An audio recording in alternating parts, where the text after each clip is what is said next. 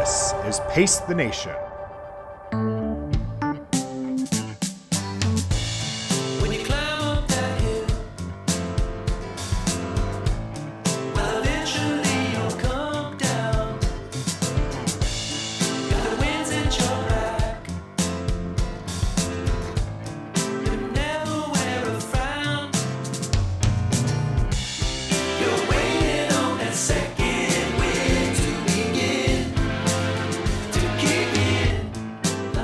What's up, everybody? Welcome into Pace the Nation. Broadcasting back here at Studio 1A in downtown Arlington, Virginia, downtown of the heart of the universe, downtown of everything. Of course, that is Clarendon. Back again for another exciting episode, a big show today, episode 275. Alongside me, my co-host, virtually alongside me, Julie Culley. Julie, what's up? Do you ever get tired of your intro? I love it. I love it. It gets me into the mode. It gets me into the mood. It gets me into the flow of things, you know? So Like no. it's the same intro every If you week or listen every other carefully, week. if I you guess listen there's carefully, some there's variation of it. small nuances that are Yeah. different. Like this Different. week you said the episode. So that was a small nuance. That was Well, different. I misspoke. Okay. Sorry. 4 hours of sleep here. Come on. You know the drill because you probably got 3. So Mhm. cut me some slack. All Yeah. right. Here's your slack. Yeah. So no, I changed it up a little bit. So, but I do like that intro. It gets me going. It gets me excited about the show. Not that I needed to get excited because we do have a really big show to get to, and a lot to get into with a really good, cool guest today. So, Julie, you are back in town. You were out last week putting on a high school track meet, one of the best high school track meets in the country, the Brooks PRI Invitational. Is that right? The Brooks PR Invitational? PRI stands Yep. for PR Invitational. So you wouldn't say Yes. PRI Right. Invitational. So it's a little But redundant. it is the Right. Brooks PR Invitational. Correct? Yes. And it went awesome, right? How'd it go? It was amazing. I mean, Yeah. it's the best meat in the country. Was it It's truly the best meet in the country? Do you It believe it is. was? It truly is. Yeah. Yeah. And there's been some evaluations and some message boarding that's been happening in the last couple of days because 3 of the brands, Adidas, Nike, and New Balance, Mhm. have what they claim as the national championship. Each of them has their own national championship. Go figure. Yeah. So you could be a national champion and 2 other people could also be a national champion in the same event. So this past weekend, there was the New Balance Nationals, there was the NSAF Nike Nationals, Okay. and there was the Adidas Nationals. All right. But let's Um, not bury the lead. What was most important was What the was most PR important invite. was that we, Brooks, got out ahead of this and knew that those 3 brands were going to be trying to compete for the same kids Yep. all on the same weekend. And we said, we're not going to get in the mix. And we're also not going to take an opportunity away from a kid. Mhm. So we hosted last Wednesday in Seattle, and we brought 114 of the best athletes from the 100 all the way up to the 2 mile. And we flew them Including out. recent guests, Juliet Whitaker and Gary Martin. Yep. Two-star high school athletes. Yep. And we brought them all out to Seattle.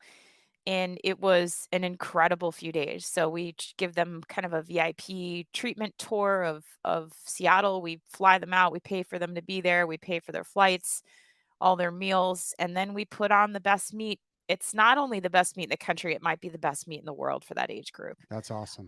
So we broke 5 meet records while we were there. And we broke the 2 mile national record for the women. For the girls, high awesome. school girls, and we had the U.S. #1 lead in the 400 for the women and the 100 for the women. The deepest field ever in the women's or the girls' mile, deepest field ever for the boys' mile, deepest field ever for the boys' 800 clap. meters. Golf clap. So yeah, it was Amazing incredible. job. Yeah, All it right. was incredible. All right. One thing about that, and we're going to move on to our guest. No, One we don't. We can question. actually talk about this all One day because question. I love to gloat about Yeah, this meet. It's yeah, an incredible well, amount you of deserve work. it. You deserve it. And you guys did an awesome job. You led the team, did an awesome job out there. Your favorite moment of the meet? What was it? Meet, maybe not even the meet, the entire weekend experience. What was your favorite moment? Um, Definitely the boys and girls mile, I think. Okay. And maybe that sounds biased coming from a distance runner.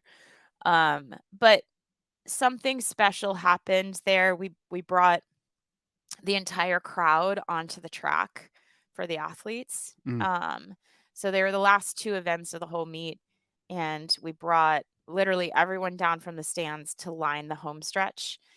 And so for the boys race and for the girls race, the girls again deepest field ever in existence in high school track. So we had 7 girls break 4:40 in the mile, wow. which is really incredible, led by Juliet Whitaker, who was on the show. She won the race, and she came over to me afterwards and gave me a big hug and was like, "That was the coolest race I've ever run." Because she was so proud That's of, awesome. number one, the women, the girls running so fast, but also she was like, the energy just carried me. Like everyone was there, everyone was cheering so loud. And this is perfect plug, right? Because it's for the two individuals that we Yeah. interviewed on the Interviewed. show. Yep. But Gary Martin ran the 800 meters earlier in the day. He ran a PR and he was second overall. And Jesse Williams with Sound Running is one of our partners for the meet. And he had kind of put the bug in Gary's ear earlier that we might ask him to rabbit and to pace the boys mile, which is Hmm. not something we've ever done. It really is like championship style, but we have so much talent in the field that we wanted to see if the boys could finally break 4 minutes. We had never had that happen in the boys race at Brooks PR. So Gary came up to Jesse later in the meet after his event was over, and he was like, "Let's do it. I want to do it." Nice. And Jesse said, "Well, wait, hold on. Like, we got to call your coach. We got to make sure your coach is on board with it." He's like, "No, no, I don't need to call my coach. Like, my coach will be fine." Because Gary actually was racing 3 days later At at another meet, at right? another Another meet. national meet, right? Yeah. And so uh Jesse said, "Let's just call him, let's just make sure." So called his coach, coach was all on board. Gary was so excited. And so he paced the boys race and they broke 4. Nice. And it was this huge I know they like golfed up. moment. A boy from South Dakota whose PR coming into this was like 407 high, like Wow. beat the entire field, ran basically an 8-second PR and broke 4, and Gary was a big part of that. So again, the track was lined with all the fans. It was just 2 really, really special and powerful moments. And they happened to be PTN guests. So Nice. like Yeah. Oh, totally. All right. I it was love it. really cool, really Thank you for special. sharing. I'm proud of you. Awesome job at Brooks, the Brooks PR Invitational. All right. Let's transition. I am wearing my Saucony shirt today. I'm really excited about a buddy of mine who is going to join us today. He's got a really inspiring story that I just really found out about, Julie. I thought he was just a cool dude who was great at his job. But he's got a really inspiring story that we're going to help him share today on the show. Uh, Today's guest is Joe Toth. He's VP of Sales for the U.S. for Saucony. Joe has had some heart issues throughout his life that I, again, recently learned about. Has persevered. He's a runner. He's obviously doing awesome things at Saucony. Saucony this week, I'm not there. Kathy's there. Is at Fashion Week. They're introducing a new shoe at Fashion Week. Joe's not there either. So me and Joe drew the short end of the stick. Somehow Kathy's out there in Paris with a Yeah, lot of the Saucony folks. that's so cool. Very cool. So really excited to be joined by the VP of Sales in the U.S. for Saucony. Joe Toth joins us next year on Pace the Nation. Pace the Nation is brought to you by Pacers Running Stores. Pacers has 6 stores in Northern Virginia and D.C. For the best running footwear, apparel, and gear, just stop by or schedule a virtual fitting with the best running experts in the business. Pacers Running exists to help as many people as possible through running. For every run, it's Pacers Running. All right, welcome back to the program. And now, Julie, we are excited to be joined via the StreamYard by the U.S. VP of Sales at Saucony. It's Joe Toth. Joe, how are you? I'm great, guys. How are you? Man, we are doing really well. Thank you so much for joining us. You're out there in Spokane, Fleet Feet Conference. You got up early for us. Man, we really appreciate it. The rest of your team is in Paris and you're at Fleet Feet, which is great. You love the Fleet Feet, folks. We all love There's some listeners, Fleet Feet listen. There's some people at Fleet Feet who listen to the show. So we love Fleet Feet, of course, but it's not Paris. It's not. It's very different for sure. I mean, don't get me wrong. The weather here is beautiful, and running alongside the river was very nice, yesterday morning and so on. But it is not Paris like where the rest of our team is right now. So Fashion Week. Before we jump into the conversation with you, what's everybody doing at Fashion Week? Yeah, so actually, we have two things that are going on at Fashion Week. There's two releases that are going on while we're there. One of them is on the performance side of our business, and the other one is on our lifestyle or our original side of our business. And what's actually great is what you see going on in the marketplace these days is a really significant conversions that's taking place between performance brands, either apparel or footwear, etc., and the strength in which they obviously have in the lifestyle space. And so we have two buildings that are fully taken over down there in downtown Paris. Wow. One of them is called the House of Speed. And that is where we are launching our Endorphin Pro 3, primarily in our Prospect pink color. And so really great visuals, fantastic activation and experience for everybody that wants to come through and learn about Saucony and learn about our latest, greatest, best technology that we have out in the market. And then about 5 buildings down, maybe a little bit more, is the House of Originals. And that's a takeover where we are bringing back the original 3D grid Hurricane. Wow. And relaunching that alongside with some other special projects and collabs that we have with either influential store there, as well as one of our artists that ended up collaborating on a new shoe called the Butterfly. So pretty amazing experiences that we're putting on, and to be honest, kind of something big and new that you don't necessarily expect from Saucony at Paris Fashion Week, and hopefully that kind of catches some eyes. Well, it will. And you can follow them at Saucony on Instagram. They're really putting out a lot of content. And, this show is going to post on Monday. So the Fashion Week will have already happened. But follow Saucony, follow Run Pacers, because Kathy is there. And you can follow her at Kat Dalby. She is rubbing it in my face with all the content that she's given us, but it looks awesome. So congratulations to you and your team, man. Our whole team has been rubbing in the face. My wife actually texted me yesterday briefly, and she follows a few of our other team members, and she goes, "Are you watching this? It's making me jealous about being at home." I said, "I'm out in Spokane. You're grinding in meetings with Fleet Feet." Yeah. All right, Julie, before we get into real quick, I got to tell you the story of when I first met Joe. So I probably told you this, but now that you're meeting him in person, so Saucony was nice enough to take us out on this incredible experience out to Moab. And so we go out to Moab, we fly into Grand Junction, and then a couple hour drive to Moab. So DCA, Denver, Grand Junction, Moab, if you can follow that. On the way home, Joe was there. His whole team was there. Great experience. On the way home, terrible weather. Could not get to Grand Junction. So, or the flight was not going out of Grand Junction. So we had to drive all the way to Denver, Moab to Denver, which is probably about 8 hours, something like that. So we could make the flight. I think it was 10, including 10 a few stops. Right. Trust me, I looked for that number being double digits. So, Joe. Chris loves driving too. I'm sure he was a blast to be with. So it was Joe, tight quarters too. Tight quarters in this van. Joe's sitting behind me. I knew. So Joe's from Canada. I knew him as the guy who looked after the Canadian business. I didn't have. Is that his official title? Yeah. Well, what was your official the title? guy who looks after the Canadian business. Okay, yeah, I kind of like that. That's actually what was the title at the time?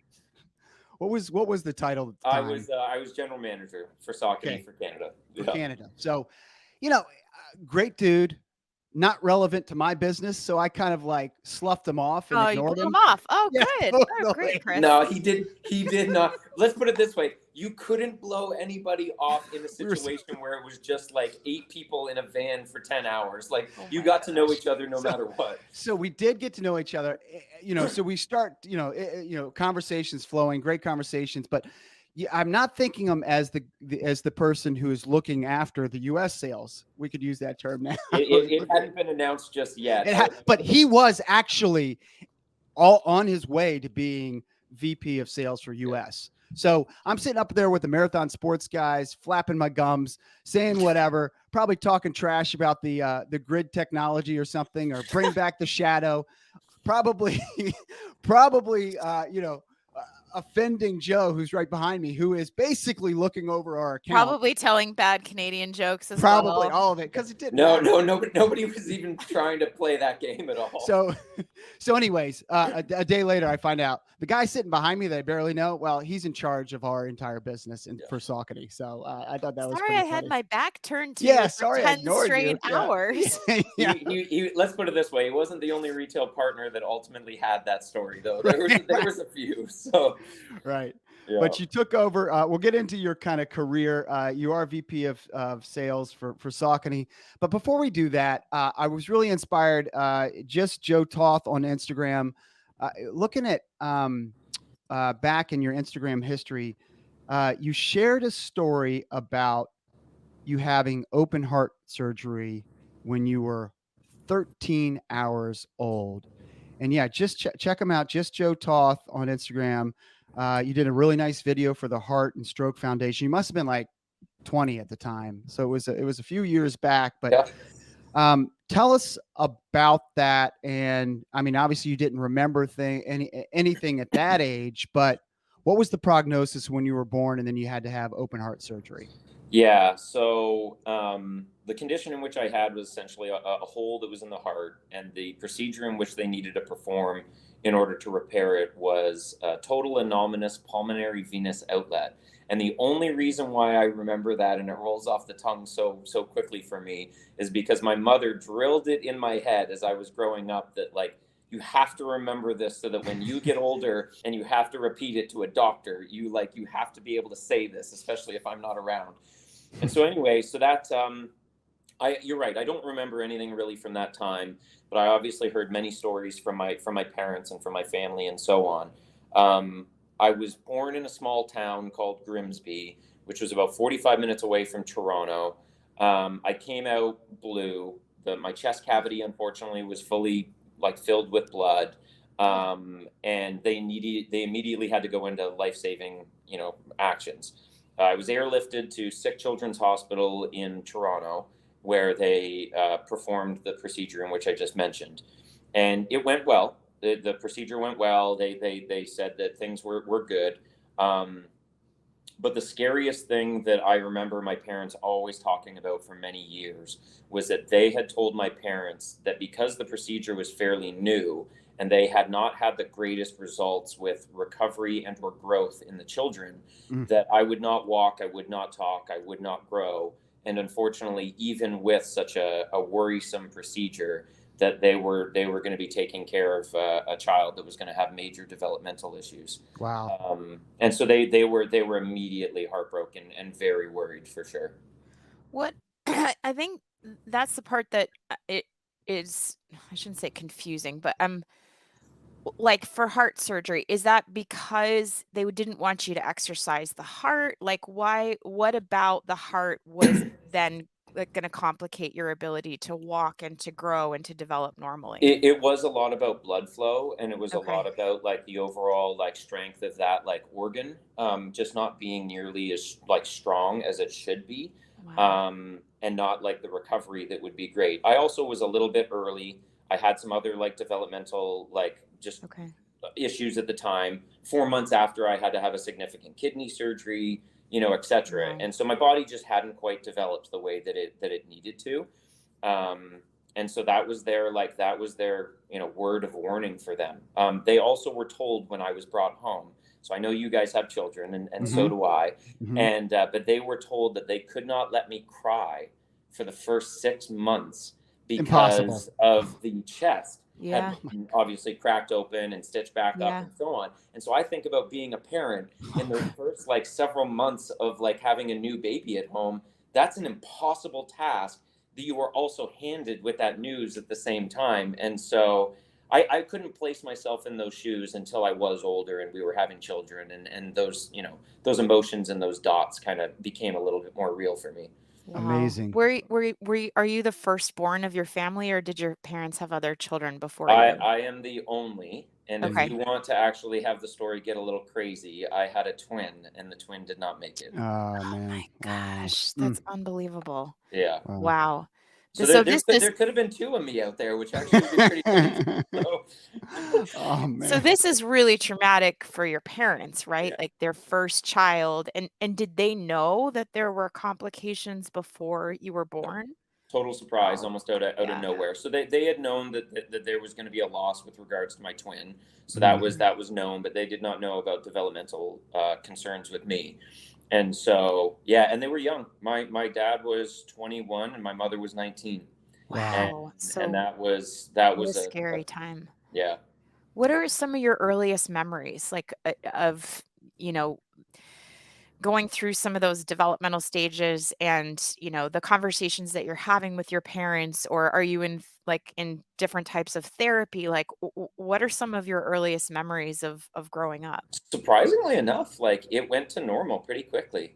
Yeah. So I spent a lot of time at the hospital, at Sick Mhm. Kids in Toronto. Ended up being there quite often. Like I said, I had to go back shortly after for another procedure, and there was a lot of checkups and so on. And so, just through a lot of my early, like childhood years, there was a lot of hospital time. There's a lot of Mhm. poking and prodding and spending times in waiting rooms and Yeah. meeting nurses and doctors and so on. And so, I would say that, you know, now many years later, I'm very comfortable with being in that environment. Though I was gonna say you're either really comfortable or you like start shaking when you walk no, past a Right. I'm very hospital. comfortable, whereas a lot of people wouldn't be. But Oh, yeah, Yeah. yeah. no Yeah. major concerns. Like Wow. I fortunately enough, it was pretty good. I actually remember just my mom being very just cautious a little bit when I was younger, but ultimately when she knew that things were working out for the better, she was also just the type of person that like would always say like, hey, like don't waste this life. Like, Mm. you know what I mean? Like you got a massive blessing here that we didn't necessarily expect, and we thought that it was not going to be that case. Like don't waste this. Like do everything that you possibly can to make the best of like this gift that's been given you. And that was drilled into my head for many years. Well, not only would you end up being able to, talk and walk, and I think in the Instagram post you said they said you might be a vegetable. Uh, you know, Spoiler alert: he just ran a New York City half marathon in March, so you obviously were active as a youth. Do you recall like issues at all as a youth? Did you have to have like a doctor's note, like the biggest and most ironclad doctor's note for anybody to have you participate in sports, or was that even a thing? Yeah, a little bit. So there definitely was some notes either from a family doctor and or cardiologist saying that they felt that I was okay and that it wasn't too Hmm. much of an issue. And then yeah, there was a few times where I remember like overexerting myself in certain like sports as a kid, and I'd have some chest pains, which probably were nothing more than me like gasping for air like most kids. But Yeah. like everyone would freak out because Right, like, right. oh Yeah. my goodness, is he gonna go down? Like he's Yeah. having these chest pains. Yeah. And I mean, I shouldn't joke because, you know, obviously there's people that have different experiences in life. But in my particular experience, you know, I was okay. But Yeah. they'd rush me off to the hospital and they'd end up doing some tests and so on. And then I'd be okay and go back to school and so on. And so, yeah, Were there you was just like telling your parents like, "Stop, I'm I'm fine. I'm good. Yeah, fine." I got this. Like, a yeah. little bit, yeah. But I also knew like what their feelings were and their emotions Yeah. were behind everything. And so, you know, I probably didn't push back until I was in my early teens. So up until that point, I probably didn't really have that voice for myself. Yeah. And then in my early teens, I finally got to the point where I was like, all right, like, can we just like let it be normal and like let me get after whatever it is that I'm playing at the time. So So you got into running eventually. When do you remember first getting into running, and what was it about running that kind of got you hooked, and you've made it your life's in your career? so it's funny. I got into the running industry before I would say that I got into Hmm. running. Okay. So I played sports. I played baseball and soccer, and then really like got dedicated to football once I got a little bit older. And when I was in high school, I found myself working at a local run specialty store. I found like a co-op placement through high school, and I would go there for one period a day and help like clean the stock room and like stock the Huh. shelves and so on. And that's how I got started. And so shortly after that co-op stint, they offered me a job, and I stuck around and started then learning sales and learning the products and the brands and the whole running industry at that point, and loved it. Did that for a number of years, right up until like my early years in college. Was managing one of the locations in which we had at the time. And this was Runner's Edge. Is this Runner's Edge Yeah. in Okay. St. Very Catharines, cool. yeah, Ontario. Okay. Cool. Amazing team, amazing mentor that got that business started. And for our audience, it's similar to a running store in the States, right? Yeah. It would very okay. Yeah, run Gotcha. specialty store, privately Gotcha. owned. Was one store initially, then two, then back down to one. Yep. Served the community all the way from collegiate athletes all the way up to Okay. the person trying to start running, etc. And so that was kind of my entrance into the running community and the running industry. But I still more like ran for fitness or Mhm. like for my other sports, but didn't actually consider myself even at that point still like somebody who was a runner. Really? And so anyways, fast forward a number of years, I would say that the actual moment where I decided that I wanted to more self-identify as a runner and be more dedicated towards the sport was I had joined on with Saucony in a sales management role. We were out in Vancouver because we were the primary sponsor for their marathon.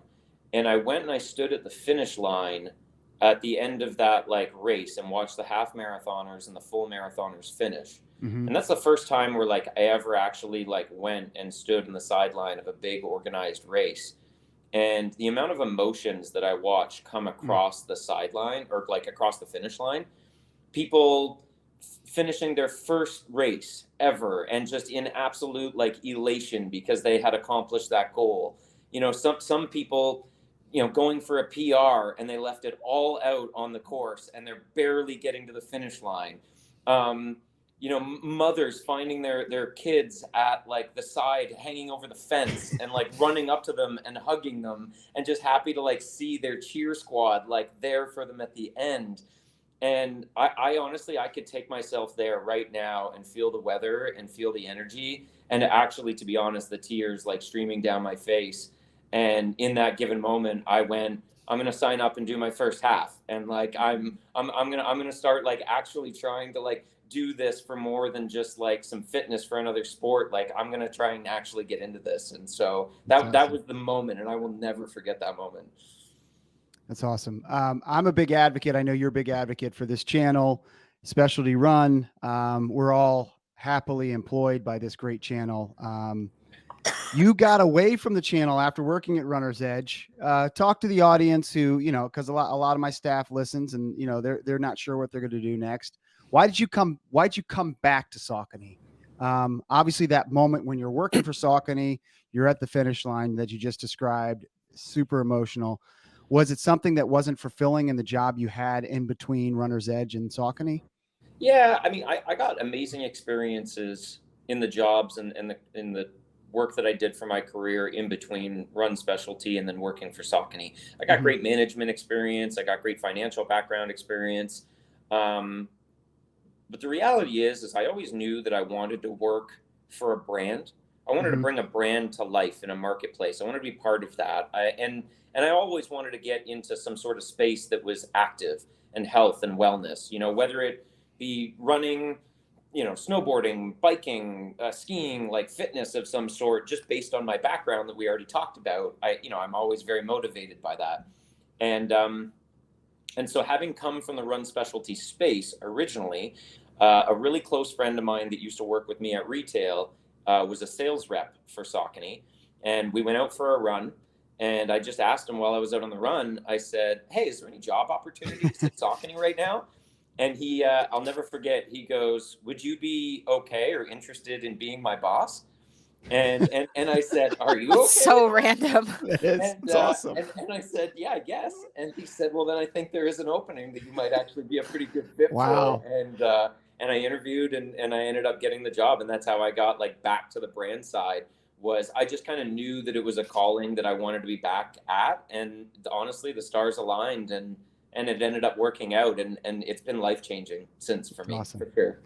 All right. So now you are looking after sales, and I believe that's a Canadian term. Julie, I think is that a fair to say? Like, would you use the term looking after, Joe? Like, what do you mean? Like you're looking after the sales, you instead of GM of Saucony or Yep. VP of sales of Saucony. I mean, that's a fair way to describe what you're doing, right? I think that. I don't know. I'm not well versed in my Canadian terms, and I do want to touch on your. Not sure if you're well versed in your American terms. Yeah, either. that's true. yeah, I think we can tell that from the way he's asking that But question. he's looking after the U.S. Sales for Joe, is Saucony. that something you would say, that you look after Canadian actually, sales? I do. So Okay. Okay. Yeah. I will So say he is. All right. You're the fact there, that Chris. Chris keeps calling me VP of sales as many times as he is on this call is making me unbelievably uncomfortable. I'm somebody who actually, when I introduce myself and they say, "What do you do at Saucony?"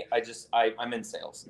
Like that's usually how I'll kind of voice it. He's an everyman. I love it. I love it. I'm with you, but Chris hey, is the same way. It's like, what do you do for Pacers? He's like, oh, I work for the brand. I'm with great. you. I love getting people into running. And I'm like, he owns it. Yeah, no, but I'm He's like, with no, you. I'm not the owner. I'm not the owner. I'm not the owner. But we have a couple thousand people who listen to this, Joe. We got to make sure they have context for who you are. So, okay.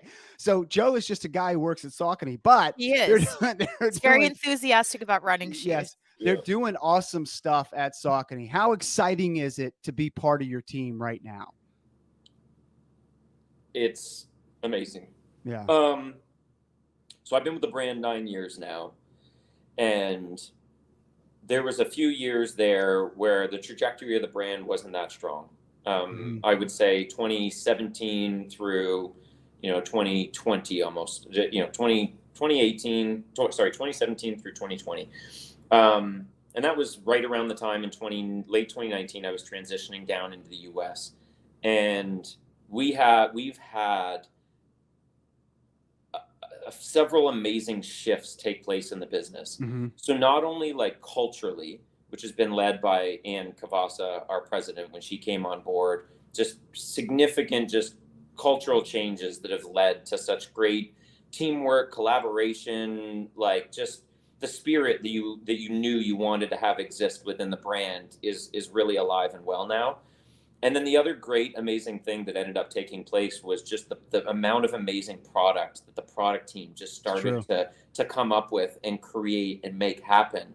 All while our team on the front lines were really just supporting our retailers in such a way where we always knew that was important. And I think that does come a little bit from the background that we already talked about, that I kind of had, and that as the team was formed that we have in place today, that they all kind of brought some of those same core values and like the way that we want to approach business and partnership and so on. And so what I would just say, in all honesty, is it's very special. Yeah. I did not ever imagine myself, one, being able to be in a role like I am today at a brand that I remember selling when I was 16 years old and in a store, let alone being able to be part of something that feels as long lasting and impactful as it does right now within the brand. So it's pretty amazing and humbling at the same time. And it's a new Saucony. The old Saucony definitely would not be at Fashion Week in Paris. That's for sure. That's very valid. Absolutely very valid. And the Endorphin line that you're launching, Endorphin 3 out there, pretty amazing. And congratulations to you and your team, man. It is pretty awesome.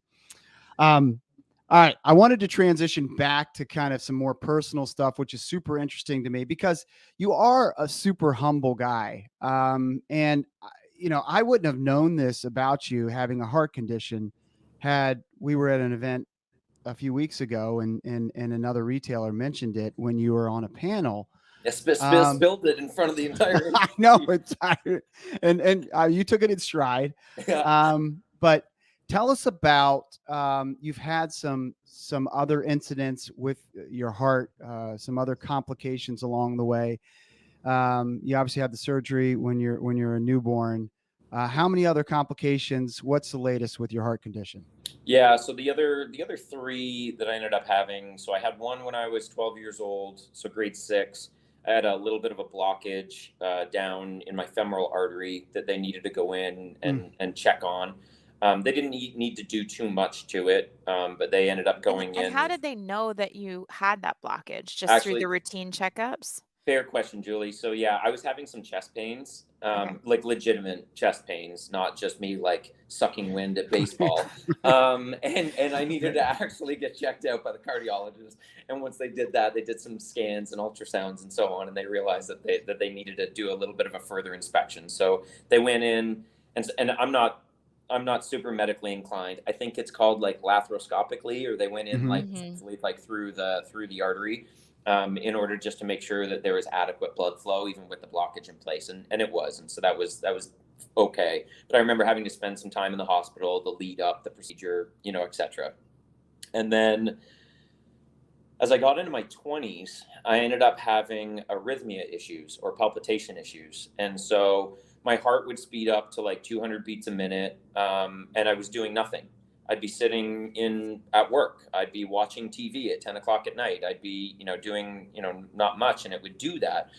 And that would last for hours, 2-3 hours. I couldn't like get it to slow down. And so that used to happen like once every few months. Then it started happening like once a month. Then I went on some beta blockers to try and control it like medically. Then it happened like once a week. Then it was happening like daily. Wow. And the medication wasn't even addressing it. And so I'd be exhausted after it would happen because my heart essentially just ran a marathon. Right. Yet the rest of my body hadn't. Right. And so they needed to go in and perform an ablation. Which in the easiest terms, again, like in through the vein system, so don't have to have open surgery, in through the neck and through the legs and so on. Wow. But the way to think about it is they find the nerve ending that's on the outside of the heart that is ultimately misfiring and causing for the skipping of the record, and they end up burning that nerve ending so that it no longer transmits the way that it is. And so they did that procedure, and that was 2 weeks after my firstborn. Wow. And I remember signing the paperwork in the hospital that morning that basically, I mean, it's pretty serious paperwork. It's saying you're having heart surgery and that it might not go the way we expected. The chances of that are slim, but still, like, you're signing that paperwork. And I literally just had a brand new baby 2 weeks before, and I'm thinking, oh my goodness, I need to come out on the other side of this particular procedure. Yeah. Life has even more meaning in those moments, right? You're just, yeah.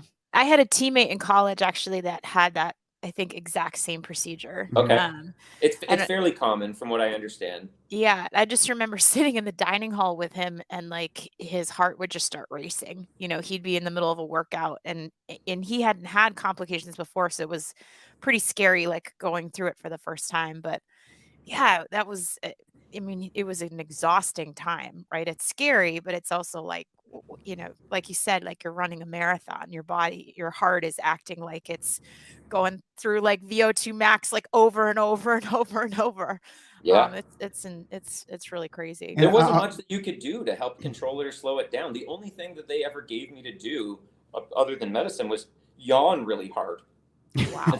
So sometimes like it would work and sometimes it wouldn't. So it's got some like witchcraft or something. Yeah. How do and there was another more recent incident as well I want to get to, but like were you worried this was hereditary? You mentioned that you're back in the hospital 2 weeks after your firstborn was born. I mean, that must have been a big worry for you, right? Or no? Geez, Chris, are we in therapy right now? I love it. So no, I mean, listen, I told you guys I'm an open book. Yes, that when we knew that we were having a baby for the first time, I had a lot of worries. I had a lot of concerns that there was essentially going to be some sort of hereditary like pass down of either the heart problems or the kidney problems or just developmental concerns with one of our girls. And luckily enough, they're great. They're amazing, perfectly healthy babies, like etc. But during that time when we knew that we were expecting, I was definitely worried and concerned. Yeah. And then to continue the therapy session, how do you keep such a man? You're such a positive dude, and like I'd be like, "Woe is me! Why me? Why me?" How do you keep such a positive outlook on life, knowing that there could be another incident around the corner? Yeah, I mean, listen, I'm not perfect, okay? There's definitely times where like that weighs in a way that isn't so like sunshiny and amazing. But for the most part, I guess I go back to that like original statement that I said earlier about my mom and just saying like, don't waste this blessing. And as long as like I come out of whatever procedure's next and in front of me, you just go back after it and you make the best of like, the life that's in front of you, and you try not to let all the other, complications or challenges bog you down too much. I don't know if I have a better answer for that Yeah, question other than just like I guess maybe I was hardwired that way from like a pretty young age. that's awesome. All right. Well, you continue to run throughout this. I mean, obviously with breaks along the way, but you Yeah. just ran in March the New York City Half Marathon. Was there another incident right before that or after that? Right after that, so that was Wow. actually pretty crazy. So there was a few week stint where I was feeling good, feeling healthy. Had obviously put on a few pounds through COVID and Yep. wasn't my fastest and so on. But I had gotten back into running and I wanted to do the New York half, and so I trained for it and went and did it and actually had a better time than I had expected. By no means a PR, Right. Yeah. but Yeah. much better than I had anticipated running. And then 2 weeks after that, I had this like pain in my lower abdomen, and I didn't really know what it was. I thought maybe a kidney stone, and it had moved, towards my bladder, maybe a UTI or something. And we were about to go on family vacation, and so I went to the urgent care and ended up like doing a couple tests, and they said, no, we think it's not one of those things. We think you'll be okay. Go on vacation. It should clear up, etc. I thought, okay, no problem. So we went on vacation down to Florida. We live in Massachusetts, near Hmm. where the Saucony office is. So we went on vacation and it wasn't getting any better. And so after 2 days, the pain was getting considerable. And so I went to the urgent care down in Sarasota, and they did a couple more tests and said, hey, I think we'd like to send you to the general hospital near here.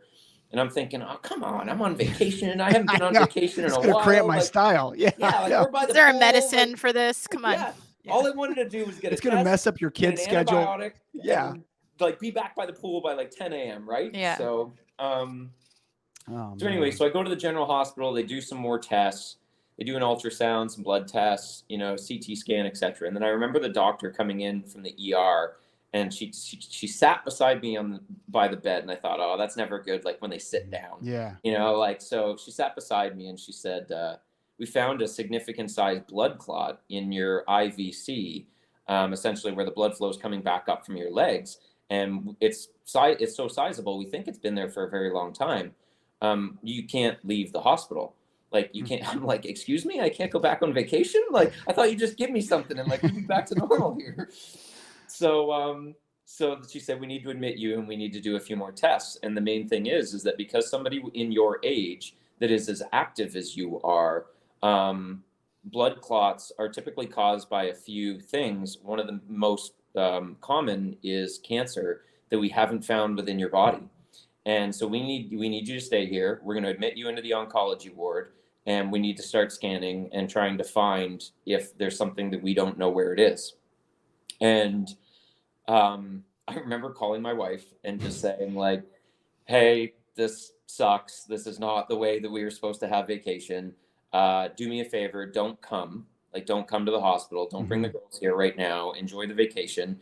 We were visiting and seeing some friends from Canada that we hadn't seen in a few years because of COVID. I said, just enjoy the time with them. Mhm. I got this. Again, like I said, I'm super comfortable in a hospital environment. I was like, I'm all good. Like, I'll get along with the nurses and the doctors, and we'll figure it out, and I'll keep you updated, type thing. Wow.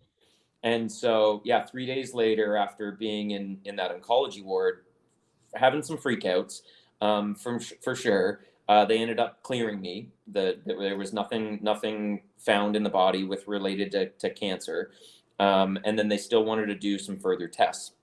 Long story short, I'll speed it up. They ended up Wow. giving me some blood thinners. They sent me back to Boston after our time together, And I got home late Sunday night, and by Thursday I was in an OR, and they were pulling out the clot. And right before I was going in to pull out the clot, they actually ended up saying, "Hey, remember that blockage that you had when you were 12? Yeah. It actually continued to close over all the years and the development in your body. And it was 96% closed. And the only reason why the clot didn't actually travel through to your lungs and you have a pulmonary embolism, probably while I would have been running the New York half, is because that continued to close and created its own filter and stopped it." Wow. That's We got the unbelievable. clot out, we took it out, and we're going to put 2 stents in. And now you're going to have new legs and new blood flow from your legs back up to your lungs. And I did not expect to hear that going in that morning. I thought all they were going to do was take out a clot and then continue to try to figure out like what caused it. So Wow. Wow. Oh my That's gosh. heavy. So, I mean, essentially, who knows if things go a different way, New York City could have been tragic. yeah, they Wow. definitely said a few things that made me like Mm. realize how serious it was at that time that I didn't have any indication of or know whatsoever. I had no leg pains. I had no leg cramp Sure. or anything. So yeah, Wow. I will say I do have new legs now. I was gonna say you have like a new lease on running. Yeah. Like, Yeah. let's go. Yeah. It feels great. I honestly like I've been out mountain biking since I went a few weeks later on a pretty aggressive mountain biking trip up in Vermont, and then I've been getting back to my running, and my recovery is so much faster. My overall like leg power seems better than I ever really. I didn't even realize that it was that much of an issue before, and now Yeah. I do have all new legs right now. Oh my gosh, that's Yeah. unbelievable. Quick question. Why was the pain in your abdomen then if the So clot was in your leg? So the clot wasn't in my leg. So Oh, okay. essentially, there's 2 main veins that come from the leg, each leg up, and they meet into the inferior vena cava, the IVC. Okay. And so that clot was actually right into the IVC and blocking blood flow from both legs. Wow. Got Okay. And it was in such a spot and creating such pressure in that spot that's what was creating pain in that area. Wow. Okay. Now that makes sense. Give him a follow. It's just Joe Toth on Instagram. Beautiful family, man, and they are Thank you. obviously so supportive of everything. Is your wife Canadian? Yeah. She's Canadian as well. Yep. How are you guys? I thought that was the case. How are you guys living in the States? We Is love it tough? You do. Oh, Good. No, we do. We like it quite a bit. So we've been down here 3 years now. Where we are in Massachusetts feels very similar to home where we were in Canada. Right. We've made great friends, built a great community around us very quickly, even through COVID. And yeah, we're loving it. And Chris doesn't know where Ontario is in Canada, so Well, he doesn't I mean, actually realize like in you my- can drive there and in my it's pretty close. in my defense, and this isn't really in my defense, I don't know where Montana is either. So it's not like it's not anti-Canada. It's like I don't know. It's anti-geography. Geography. It is, 100%. Yeah. So how long of a drive is it from Massachusetts to your hometown? It's like 9 hours. 9 hours. Okay. I mean, Yeah. we drove longer than that from. That's right. I Yeah, spent more from time Moab. with you in a car. I know that's no problem. Canada. I never see you with hockey gear. I see you with Toronto Raptors gear on a lot. Are you Sure. everybody from Canada is a hockey guy? No, not you. I never played. Never played. So Wow. actually, that was funny. So normally hockey is a sport that you start when you're really young, Mhm. especially in Canada. And because it was fairly contact, like even at a young age, that's the one sport my parents kept me out of. Right. Okay. And so I didn't end up playing hockey. All my friends did. And because I didn't play it, I didn't end up becoming a fan. What's crazy though is that as I got older, then they let me play football. And I was gonna say, I became was a like, massive you played football fan. football. Yeah. Oh man. All right. Well, he is my favorite Canadian. Other than That's great. the new Washington Capitals player, whoever they bring from Canada next, that will be my favorite. If it could help us You're get another second to Stanley that, Cup, Joe, but a yeah, close yeah, second. Yeah. Well, this has been awesome, Joe. I really appreciate it. You're on the road. I do have one question because Julie travels a lot as well. And again, we're diving into personal life here, but do you get good rest when you're on the road? I guess your kids are older than our kids. And when you get this good rest when you're on the road, is your wife like jealous or upset that you are getting more rest than she is when she's at home with the girls? Not too bad. I mean, Chris, I'm smart. I don't come home and say like, oh, I got amazing rest the last few days, and I ate at all these amazing restaurants, and we got to have great cocktails at all these amazing. See, fun that's what I spots. do. Yeah, that's exactly what he does. I He's like, do. I "Oh, said yeah, Joe it's so took us out to amazing." this. It was amazing. I Yeah. don't go home and do that. So I'm Smart. like, oh, I'm so stressed. Yeah, smart. It was so hard. I didn't sleep. I was so worried about Smart. the family. yeah. Man, a lot of life lessons here from Joe Chris Toth. is showing off his appreciate Miller it. Lite from like Yeah, I whatever know. city that he's in. Yeah, I know Yeah, better. I know better than to do that. for Smart. sure. Smart. All right, man. Well, enjoy your time out in Spokane. Thank you so much for your time. This was Oh, thank amazing. you. I really enjoyed catching up. It's Joe Toth. Whether he wants to admit or not, he is the VP of sales for the U.S. for Saucony, not just another guy working there. Congratulations on all that you guys are doing, man. You guys are such a great partner of ours, and I really appreciate everything you do. So really, really appreciate you and appreciate you coming on the show. Thank you very much for having me. It was a pleasure to meet you too, Julie. I can't wait Me to have an too. opportunity to chat with you more in the future. Got a lot of Chris stories. Here we go. Yeah. All right, that's Joe Toth. There he goes. He joined us on Pace the Nation. We're going to take a quick break and be right back after this. Pace the Nation is brought to you by Pacers Running Stores. Pacers has 6 stores in Northern Virginia and DC. For the best running footwear, apparel, and gear, just stop by or schedule a virtual fitting with the best running experts in the business. Pacers Running exists to help as many people as possible through running. For every run, it's Pacers Running. All right, welcome back to the program, and thanks again to the VP, that's Vice President of U.S. Sales of Saucony, Joe Toth, for joining us. Not comfortable with the VP role, but that's what his job is. That's it. So I'm feeling him. I'm feeling him, but I'm sure he's more comfortable now that you told us what VP stands for. yeah, exactly. Really expand on that. Well, thanks to Joe. Great stuff. Really opened up, and man, I went in for hernia surgery, and I'm going to touch on that for a second. You know, a couple weeks ago, I was so scared, and like I was like, you know, they stuck a needle in me, and I almost like had to go home. I just could not relate to his experience. He's like, I'm in the hospital. You guys stay, hang out on vacation. I'd be like, Julie, get here now. I'm going to die. No.